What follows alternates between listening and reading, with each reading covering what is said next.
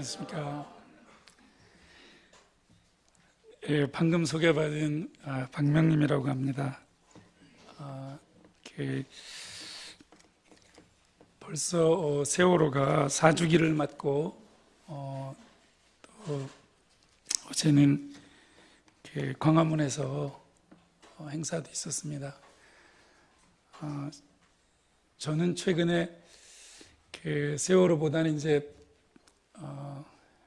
제주 4.3 70주년을 맞아서 그 행사로 조금 분주했습니다.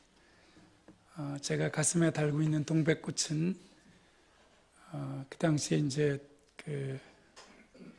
희생당한 영혼들을 위로하는 제주 분들의 소망이 담긴 상징으로 이제 자리 잡고 있는 동백꽃입니다. 생명, 붉은 생명이 붉은 동백희 지낼 것 같은 그런 슬픔이었기 때문에 지금 제주분들은 4.3 70주년을 맞아서 동백을 달고 있습니다. 그래서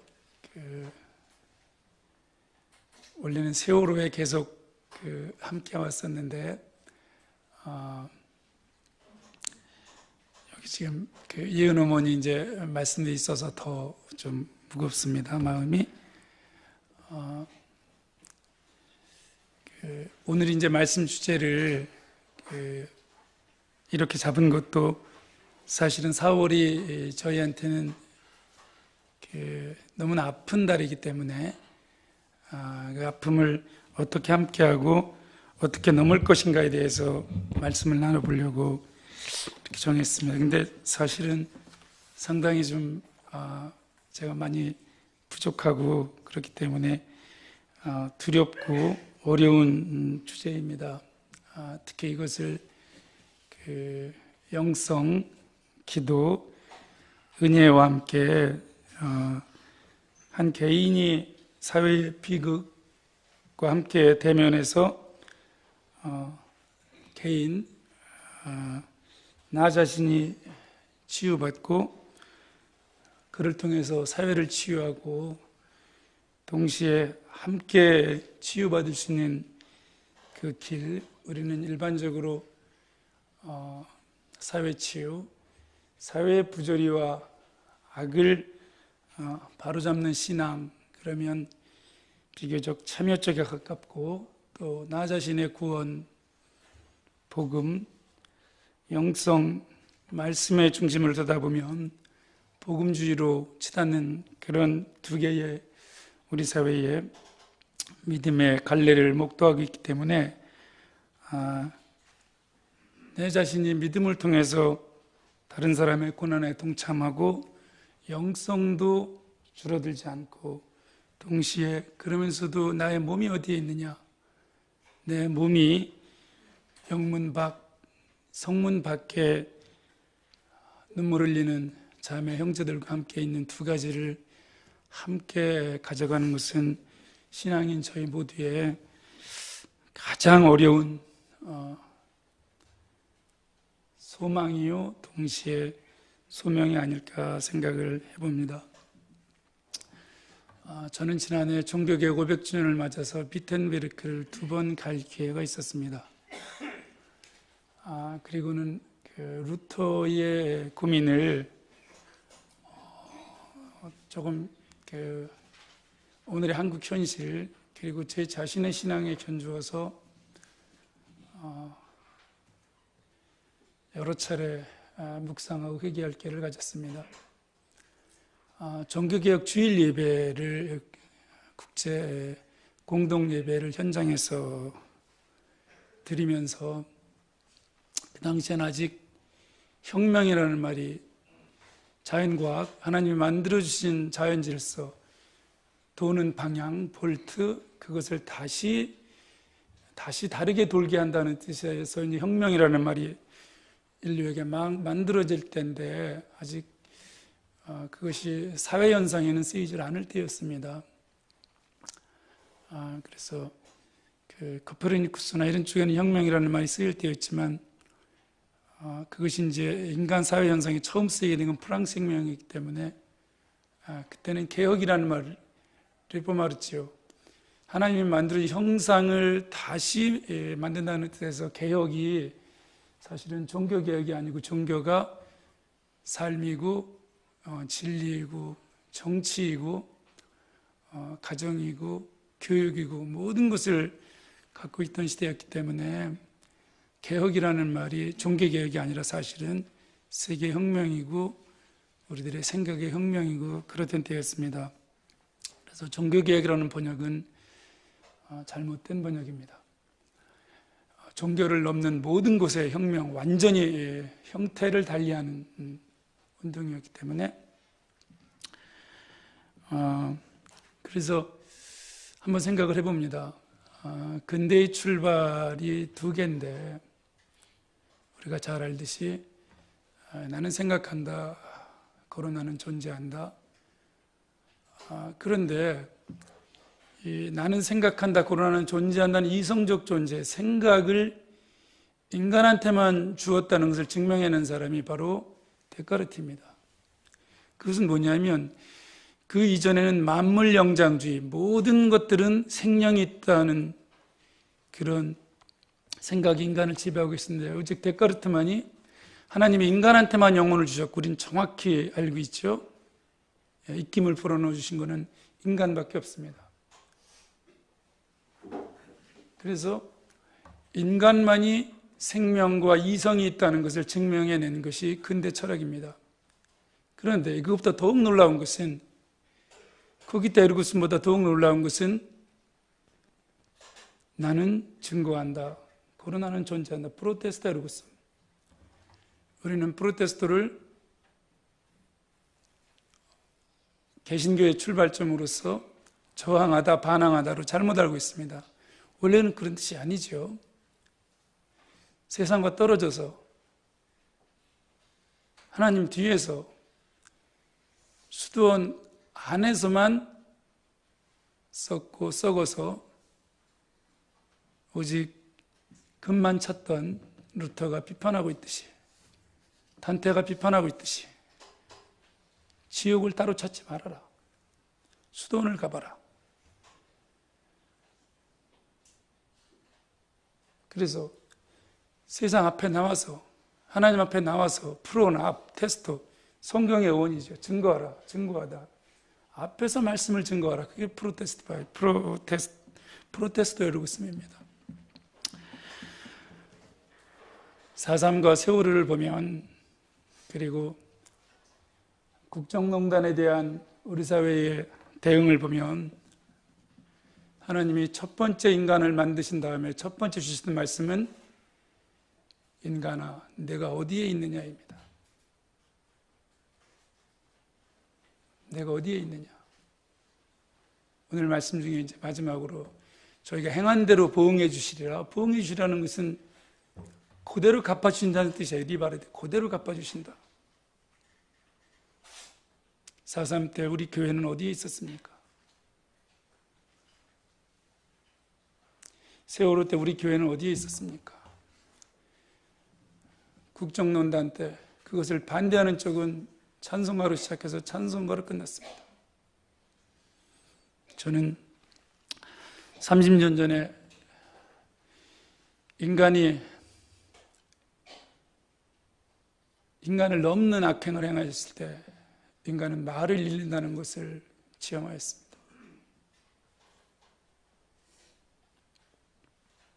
절대 언어, 아포리아 상태에서 앞으로 나아갈 수도 없고 뒤로 물러설 수도 없고 죽을 수도 없고 살 수도 없고 어찌해야 할 수 없을 때는 그대로 하나님이 외쳐지고 내 마음속에 인간의 언어가 아닌 하나님의 언어, 하나님이신 절대 언어, 똑같은 언어,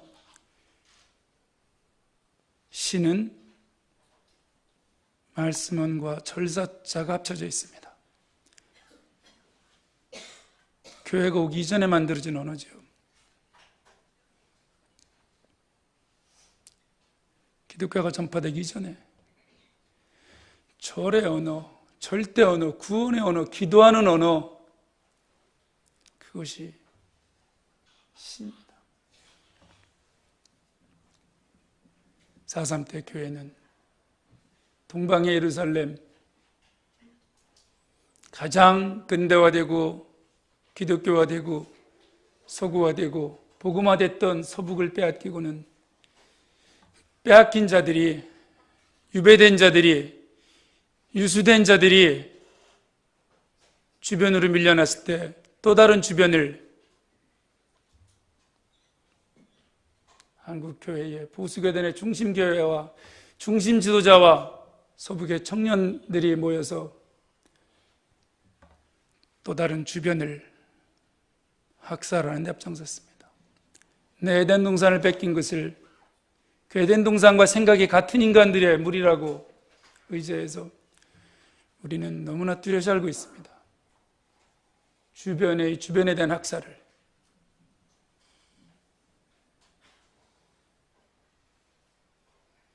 종교의 자유를 찾아 떠나는 청교도들은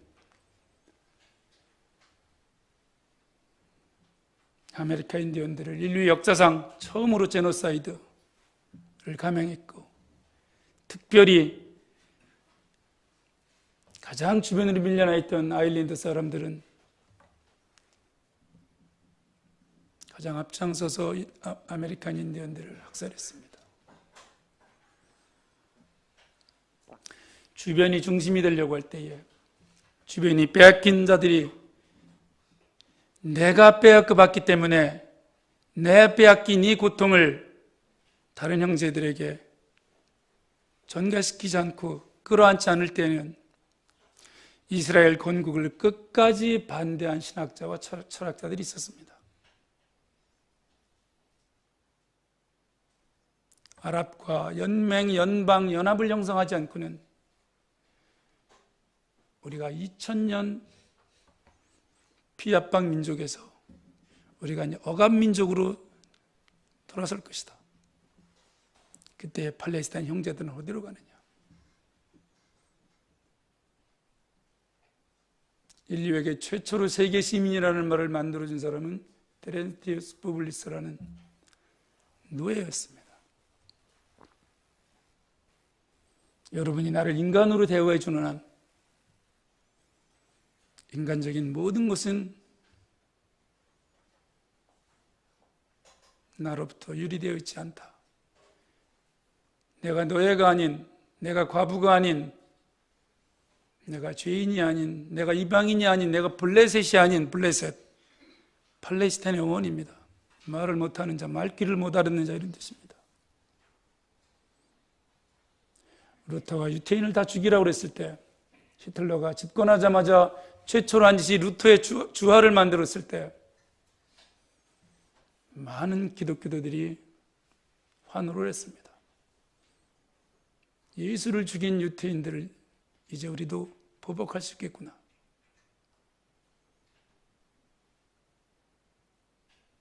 전 유럽의 기독교들이 처음에 히틀러를 좋아했습니다.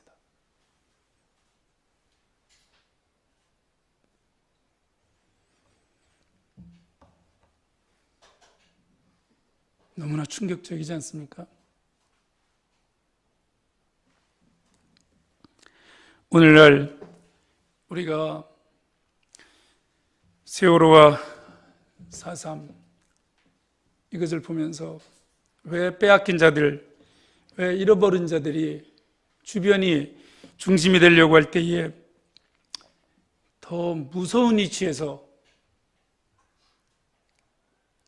더 잔인하게 내 진리, 내 말씀, 내 믿음을 옮긴다는 것이 다른 사람에 대한 죽음으로 연결되는지를 말씀을 나눠봤습니다. 사람들은 멀리 떨어져 있는 사람을 증오하지 않습니다.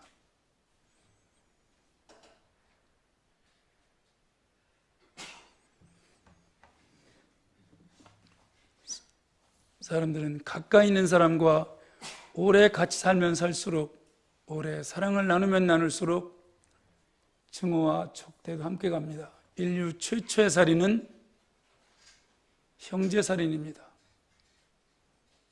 카인의 아벨 살해이고 우리는 카인의 후예입니다.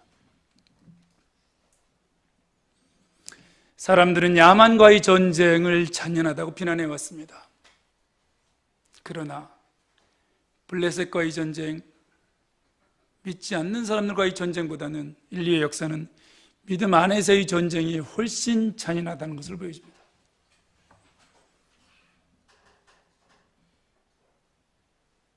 십자군 전쟁, 종교 전쟁은 이삭과 이스마엘 형제 간의 싸움이라고 치지요. 그러면 오죽을 멸하라고 해서 서로 끝장을 보려고 했던 30년 전쟁, 캐톨릭과 프로테스탄트 전쟁은 이삭의 형제들 안의 전쟁입니다. 시아파와 순위파의 오늘날 끝장을 보려고 하는 저 전쟁도 이스마엘 형제들 안의 전쟁입니다.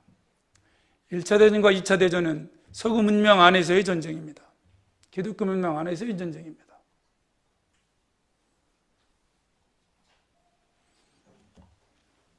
우리는 교회보다 더 많은 분열과 교파를 갖고 있는 조직을 인류에서는 알고 있지 못합니다. 특히 대한민국 교회보다. 누가 누구 보고 연합하라 그러고, 누가 누구 보고 평화하라 그러고, 누가 누구 보고 연대하라 그러고, 누가 누구 보고 일치하라고 하고 있습니까?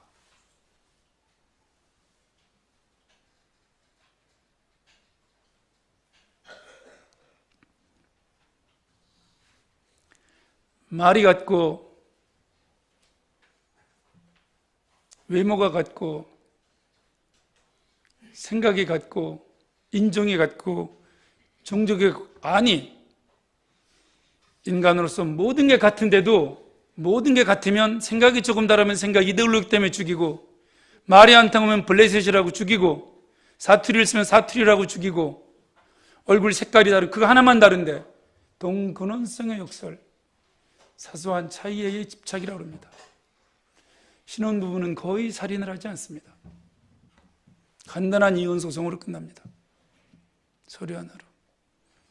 20년, 30년 같이 살다 보면 오랫동안 한 민족, 한 종족, 한 부족, 한 이념으로 살아온 사람들은, 한 가족으로 살아온 사람들은 그 사랑의 누적이 헤어지는 순간 나의 박탈이고 나의 희생이고, 내가 왜 살아왔는가, 너희 때문에 내 인생, 우리 종족의 에덴은 파괴되었고 나는 회복될 수 없고 나는 보상받을 수 없어.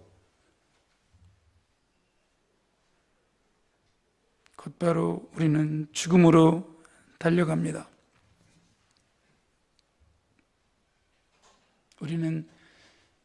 우리가 교수이거나, 물론 어떤 걸 보더라도, 단테, 파우스트 어떤 걸 읽더라도 교수와 성직자보다 더 조롱받고 지옥에 더 많은 직업 종류는 없어요. 왜? 말로써 곤고한 자를 위로하라고 했더니 말로써 전부 사기만 치고 다니니까 나중에 전부 지옥에 보내버려요. 에? 너 사기꾼 만날래? 지옥에 가봐라. 너 교수 보고 싶니? 지옥에 가봐라. 너 금을 제일 좋아하는 인간들 보고 싶니? 수도원 가봐라.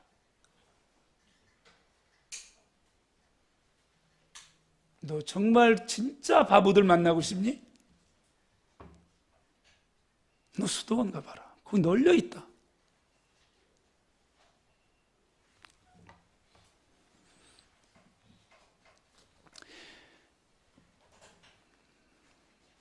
제주 4.3 70주년을 맞아서 많은 분들이 좀 놀라시는 것 같습니다. 30년 전에 처음에 제주도 갔을 때 아프리아 상태를 느꼈습니다. 저는 오늘 그 말씀을 사실 함께 나누고 싶어서 오늘 부족한데도 불구하고 이 자리에 섰습니다.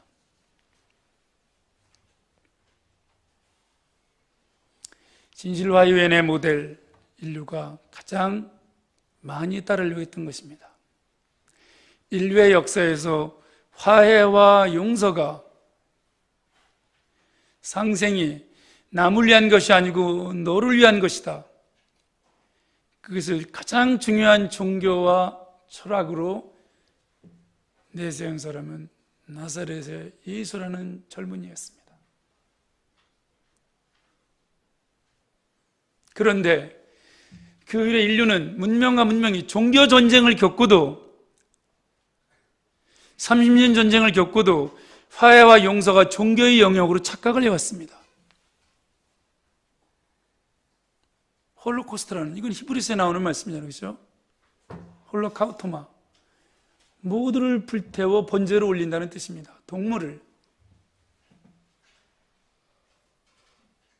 카타올로스, 카톨릭, 모두를 구원한다는 뜻입니다. 모두를 구원하지 않고 오직 금소리만 쫓아다니니까 면벌부를 만들고 면제부를 만들어서, 그러니까 프로테스트의 웃음, 우리 세상 앞에서 믿음을 증거하자.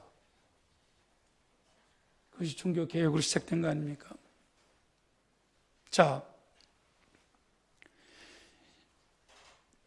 홀로코스트를 보고서야 인류는 드디어 깨달은 게 있습니다. 아, 화해와 용서와 상생이, 이것이 국가의 문제이고 정부의 문제이고 사회의 문제이고 정책의 문제이고 그리고 한 나라의 문제라는 것을 절실하게 깨닫습니다. 절실하게, 그때부터. 그 이전에는 아무리 우리가 종족 살해를 당해도, 내가 억압을 당해도, 내가 피해를 당해도 그 이전에 용서와 화해의 영역은 내 내면의 종교, 내가 내려놓는 것으로 우리는 알고 있었습니다. 세월호 때 이것이 과연 나라인가? 다시 묻는다. 이것이 과연 나라인가? 여러 차례 우리 사회에 말씀을 드렸습니다만 제가 한 얘기가 아니고 세월호 어머니들의 말씀을 현장에서 옮겨 썼을 뿐입니다. 진도지휘권 안에서 딸 찾으려고 바다를 걸어 들어가는 어머니를 바닷물 뒤집어 쓰면서 같이 말리고,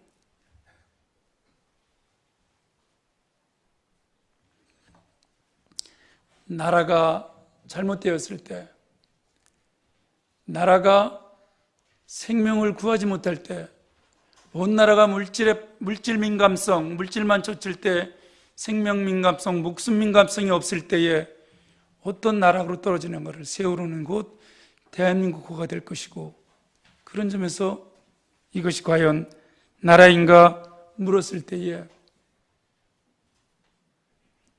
우리는 한번 생각을 해보게 됩니다.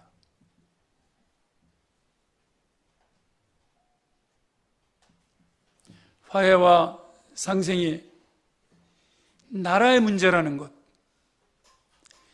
용서와 치유가 내 개인의 내면, 내가 하나님을 만나서 내가 용서한다고 하더라도 왜 치유가 힐링이 까따올로스랑 똑같은 말에서 나온, 치유가 왜 전체이고 건강, 전체가 건강해지는 것, whole health, 힐링 완전히 같은 말입니다. 당시에 정부에서 힐링 센터를 만든다 그래요. 가장 강력하게 비판을 했습니다. 상담을 하고 약을 제공하고 그분 한 사람 한 사람을 대화하고 위로한다고 해서 치유가 되는 것이 아니다.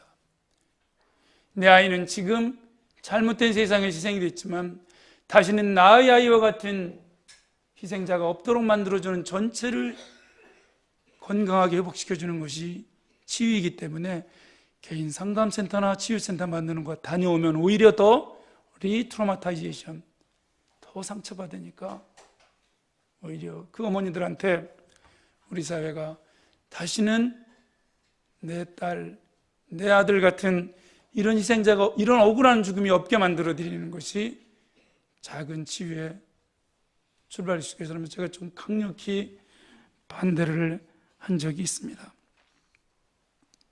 의료나 상담이나 트라우마 센터를 만드는 개인 치유도 중요하지만 못지않게 원인 요소를 제거해서 책임자를 처벌을 하고 진상을 규명하고 법적인 조치를 하고 다시는 이러한 정말로 상상도 할 수 없는 일이 재발하지 않게 하는 것, 사회치유, 그것이 못지않게 중요하다는 것이었습니다. 그런데 사회치유만 강조할 경우에도 또 문제가 있습니다. 여기에 종교의 역할이 있지 않나 싶습니다. 종교는 근본으로 돌아간다는 뜻입니다. 근본으로 돌아가면 문제가 많은 것들이 정리되고 우리가 혼돈스러웠던 것들, 잘 이해하지 못한 것들이 분명해진다. 거룩해진다. 하나만 남는다. 근본 가르침만 남는다. 그게 종교이지요.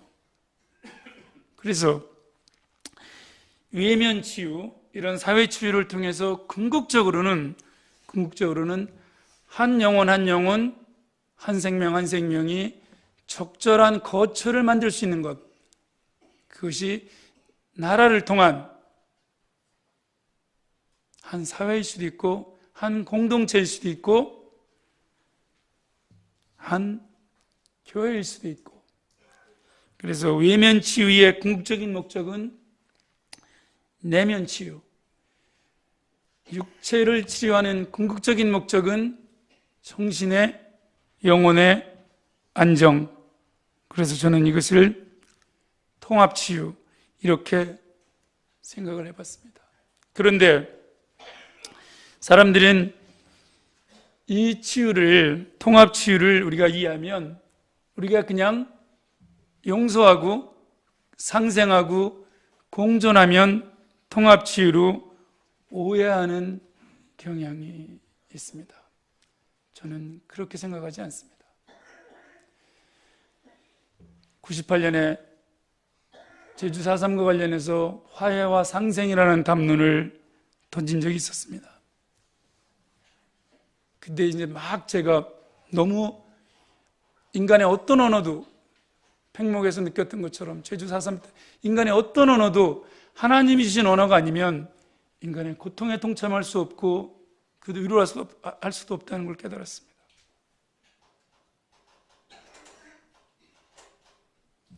진두체육관 앞에서 난로에 달려들려고 하는 어머니와 아버지가 계셨었습니다.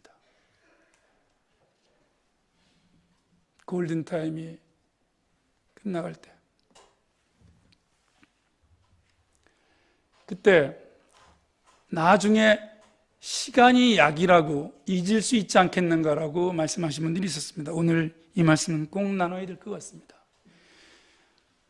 자기 생명을 바쳐서 성직자가 살인을 하면 되지 않는데도 불구하고 히틀러를 살해하려고 한 성직자가 있습니다. 보네퍼입니다. 그가 가장 강력히 비판한 것이 값사는 충입니다.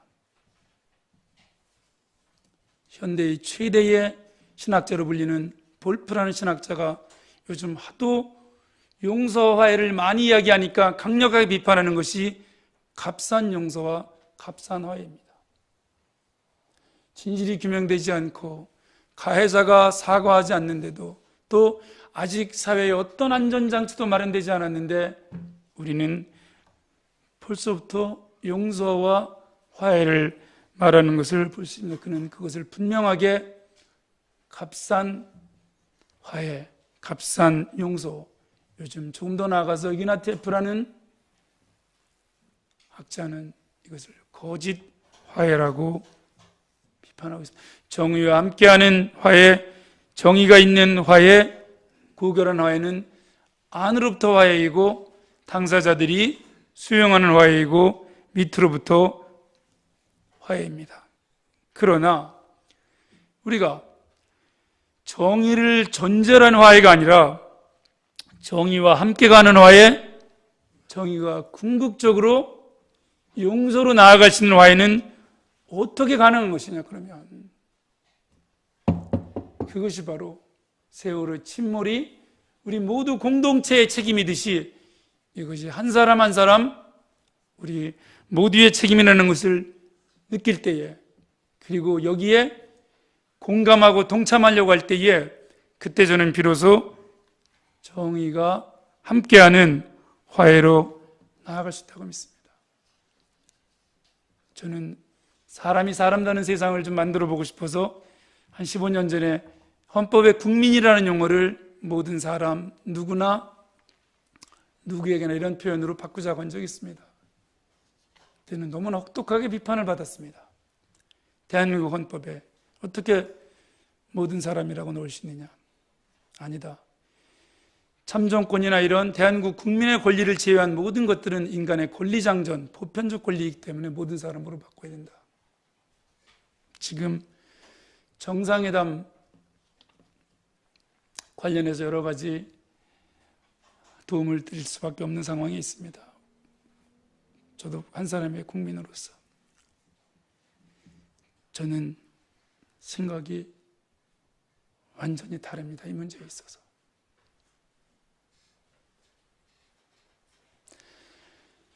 제가 북핵 문제를 꼭 평화적으로 해결해야 된다는 것은 저는 우리 민족이, 한국 국민이 20세기 후반 세계 최대의 가해 민족이었기 때문에 다시 죄를 범하면 안 된다는 입장 때문입니다. 멀쩡하게 결혼해서 멀쩡하게 한 생애를 마쳐야 될 이티오피아의 청년, 미국의 청년, 중국의 청년, 우리 가까운 형제끼리 통일하겠다고 이념의 포로가 되어서 통일하겠다고 해서 세계 수십만 청년들을 이 땅에 데려다가 죽였습니다. 그리고 우리는 항상 피해 민족이라고 생각을 합니다. 이승만은 1945년에 서울이 아니라 평양을 갔어야 됩니다. 김일성은 평양이 아니라 서울로 내려왔어야 됩니다. 이 경계국가에서 문명과 문명, 해륙과 해양과 대륙, 제국과 제국이 충돌한 이 나라가 분할 점령되었을 때 어떤 참혹한, 아까 말씀드린 대로 주변과 주변이 충돌할 때에 사회주의 이념의 최전방 주변 대한민국, 북한, 자본주의 이념의 최전방, 자유 이념과 공산 이념의 최전방 대한민국과 조선민주共和国이 워싱턴과 모스크바 각각을 맨 앞에서 대변하려고 할 때에 어떤 일이 벌어질지 알았어야 됩니다.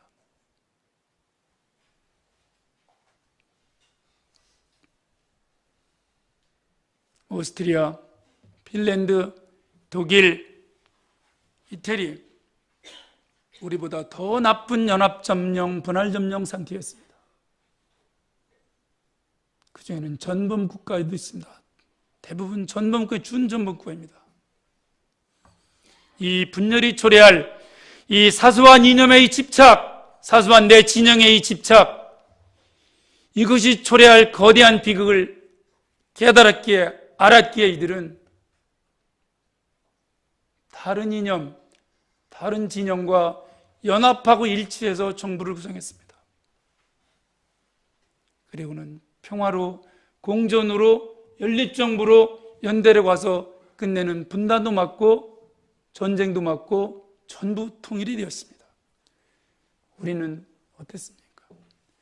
우리가 약간 진보적이라면 우리는 보수를 경쟁 상대가 아니라 악으로 생각하지는 않습니까?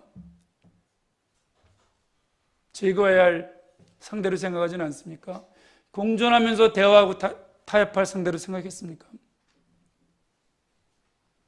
갈등이 끝 나라 스웨덴의 별명이었습니다. 타협이 끝 나라로 바뀌는 데는 오늘날의 저 놀라운 사회민주주의는 연합과 공존에서 시작되었습니다. 남남 갈등, 이것을 남남통합이나 남남연대로, 남남연합으로 바꾸지 않고 우리가 내부의 보수는 진보를 인정하지 않고 내부의 진보는 보수를 인정하지 않으면서 우리는 헬싱키 협정, 핀란드가 갔던 자기도 평화로 세계도 평화로 이끌었던 독일이 어떻게 나치와 나치 출신의 키신거 총리와 브란트가 대연정을 수립하지 않고 동방정책이 가능했겠습니까? 우리는 동방정책만 배우려고 합니다. 그러나 서서통합, 내부에서 나치 출신의 키징거 정부의 대연정이 내부의 보수에 대한 용서가 동방정책의 출발이라는 걸 인정하지 않습니다. 그냥 용서가 아니라 그리고 집권을 해서부터 제대로 된 우리가 잘 아는 나치 청산이 시작됐던 것입니다. 이 말씀은 아직 한국 사회에서는 이해되고 받아들여지기 어렵습니다. 그러나 백인을 용서했던 만델라는 위대하고 동방정책을 편 브란트는 위대하다고 하면서 우리는 유신본당 김종필과 연합하고 4.3 특별법을 만들기 전에 어떤 보수 정부도 하지 않았던 6.25 참전자 명예수당을 만들고 6.25 육군유야발굴단을 만드는 김대중은 기억하지 않습니다.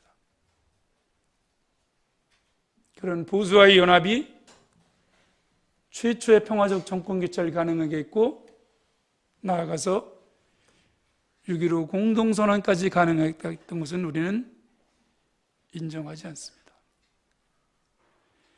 정상회담 너무나 중요한 민족의 운명입니다. 두 번째 전쟁이 터졌을 때에는 한국전쟁은 세계의 수많은 생명을 데려다 죽였을 뿐만 아니라 두 전범 국가를, 특별히 일본 같은 경우에는 아무런 대가도 치르지 않고 국제사회에 등장시켜준 계기입니다. 또 다른 전쟁이 있었을 때는 우리도 죽을 뿐만 아니라 세계의 모든 청년들도 이 땅에 다시 불러다가 우리는 죽게 만들 것입니다. 안중근은 죄가 없다고 끝까지 부르짖다가 마지막에 내가 가장 큰 죄인이라고 소리를 지릅니다. 물론 안중근 앞에 더욱 놀랍게도 민영환, 이순신, 유성룡도 침략 국가를 비판하기 전에 먼저 조선인 된 죄를 크게 외칩니다. 조선인 된 죄를. 우리가 스스로도 지키지 못한 이 죄를 어디에 가서 씻을 것인가? 안중근은 내가 한국인 된 죄보다 더 큰 죄가 어디 있는가? 깨닫습니다. 아마 이해하시기 힘들 겁니다. 우리는 한국인이면서 동시에 세계인입니다. 그리고 여러분과 저는 하나님을 믿는 하나님의 자녀입니다. 크리스찬은 믿음을 실천하려는 죄인이라고 생각합니다. 오늘 저희가 함께 읽은 이 말씀은 저희가 세상에서의 죄에 대해서 하나님의 편에 서되 말씀의 편에 서되 진리의 편에 실천은 반드시 정의와 진리와 말씀과 함께 가되 우리가 먼저 용서하지 않으면 화해하지 않으면 하나님께서는 우리도 용서하지 않으신다는 것을 오늘 말씀에서는 분명히 반복해서 말씀해 주시고 마지막엔 그것을 한 번 더 말씀해 주십니다. 그것은 왜 그러냐면 우리가 용서하지 않으면 어떤 일이 벌어지냐면 이미 가해자는 세상을 떴거나 존재하지 않을 때에 가해 행위로부터 받은 피해도 제1차 피해인데 자칫하면 어떻게 됩니까? 우리의 분노, 우리의 증오로 인해서 우리 인생 전체가 제2차 가해, 항구 피해 상태에 놓이기 때문에 우리는 이것을 어떻게 됩니까? 내 내면에서는 하나님과 만나면서 용서하되 세상의 정의, 세상의 연대로 함께 세상을 바꿔가는 이것이 가장 현실적이고도 가장 바람직한 길이 아닌가 싶습니다. 그렇지 않을 때에는 우리는 우리 스스로 이 불의에 맞서서 우리 스스로를 불살라버리는 안중근의 길이나 보네표의 길이나 아니면 모든 것을 내려놓고 사랑의 길 가는 예수 길밖에 없을 텐데 여러분이나 저는 그러기에는 너무나 평범한 보통 사람들입니다. 마무리를 짓겠습니다. 저는 이 두 가지를 결합하는 것이 가장 어려운 문제가 아닌가 싶습니다. 교회가 그리스도인들이 세상 앞에서 증거하고 참여하고 실천해서 공동체를 변혁하는 길은 말씀과 정의와 연대와 함께 가는 것, 사망으로 끌려가는 자를 건져주며 살육을 당하게 된 자를 구원하지 아니치 않는 것, 알지 못했습니다 하더라도 세미한 음성을 다 들으신 하나님께서는 분명히 저희가 알지 못했다고 하는 그것,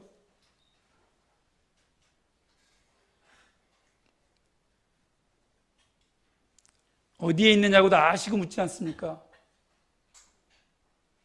카인의 답변이 무엇이었습니까? 모릅니다. 모릅니다 하지 않고 함께 가면서도 내 내면에서는 용서를 통해서 우리 스스로 건강한 연대를, 건강한 진리를 회복하는 이중 과정이 가장 중요하지 않나 싶습니다. 그래서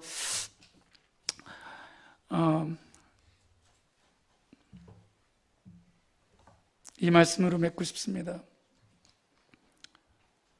예수도 자기 피로써 백성을 거룩히 하려고 성문 밖에서 고난을 받으셨느니라. 그런즉 우리는 그 능력을 지고 영문 밖으로 그에게 나아가자. 이때 성문 밖, 영문 밖은 문명에 바뀌고 권세에 바뀌고 물질에 바뀌고 지배의 밖을 의미할 것입니다.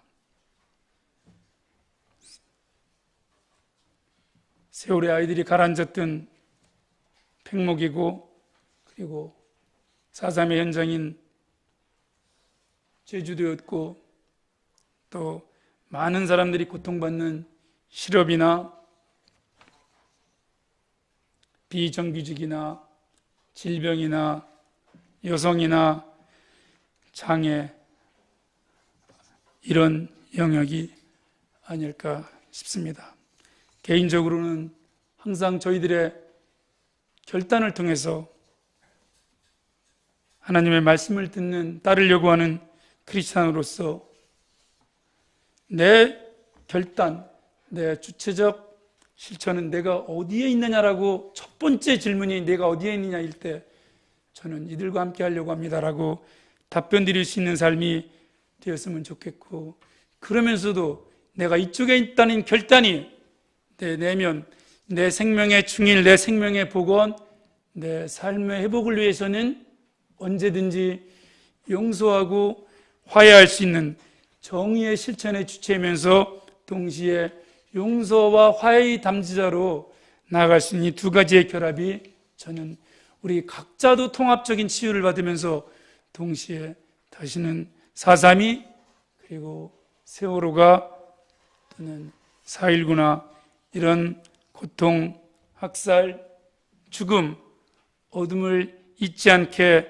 만드는 그런 고결하고 고귀한 은총이고, 고결하고 고귀한 용서이고, 고결하고 고귀한 화해라고 생각을 합니다.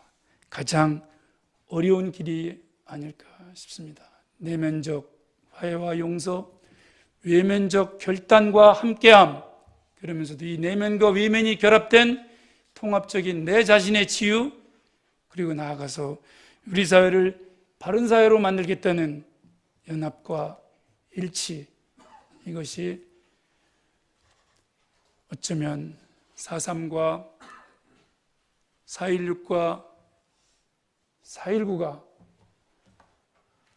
부활절에 이어서 연속해서 우리에게 주어지는 그런 부활의 의미가 아닐까 싶습니다.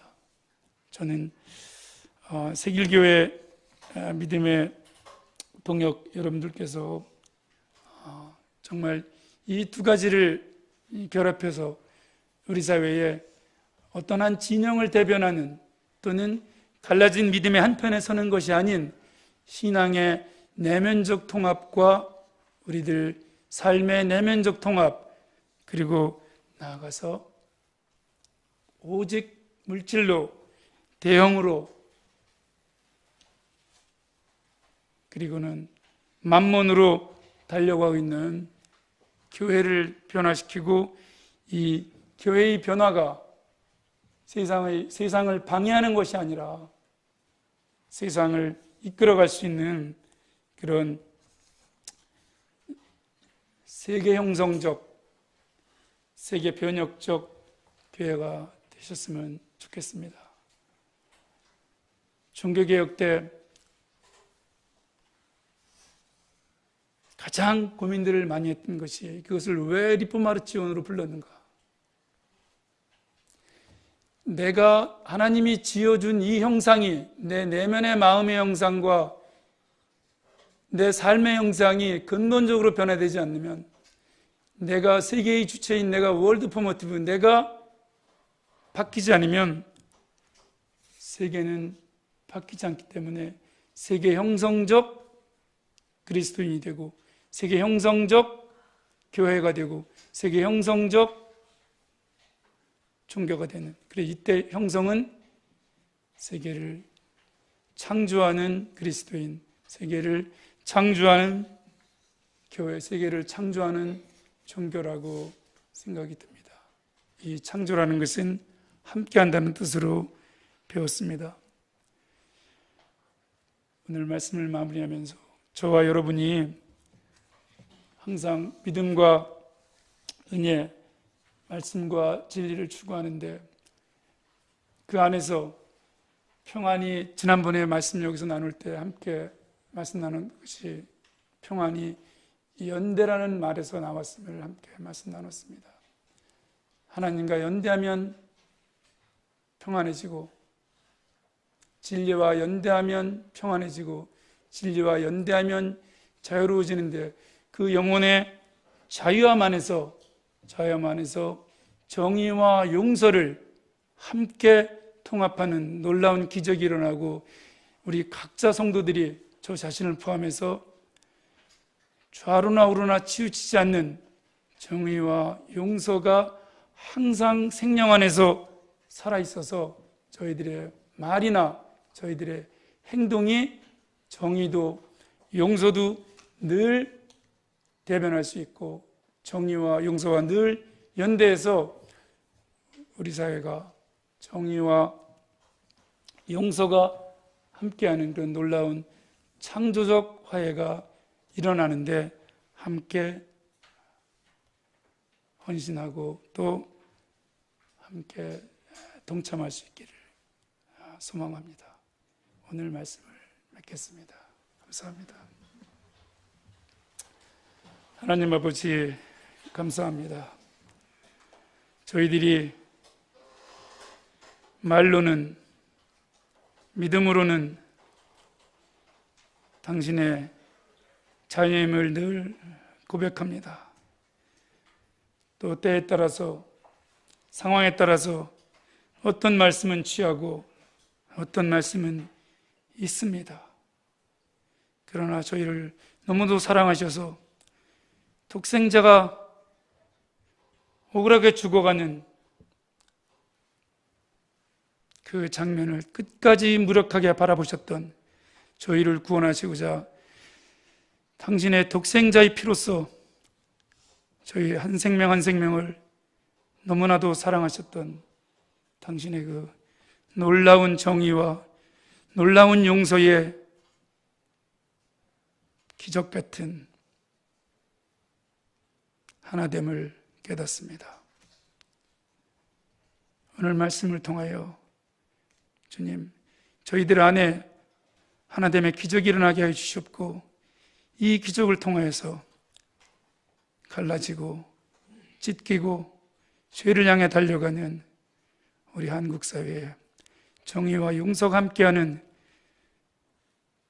하나님의 기적이 누룩처럼 퍼져나는 그리하여서 세상의 갈등과 전쟁, 진영 대결, 악다균이 서로의 다툼의 표본처럼 되어 있는 대한민국, 한반도, 이 땅끝이 다시는 세월호가, 다시는 4.3이, 다시는 4.19과 같은 그런 죽음이 아닌 생명과 화해와 창조의 땅으로 거듭날 수 있도록 인도하여 주시옵소서. 예수님 말씀으로 기도드렸사옵나이다. 아멘.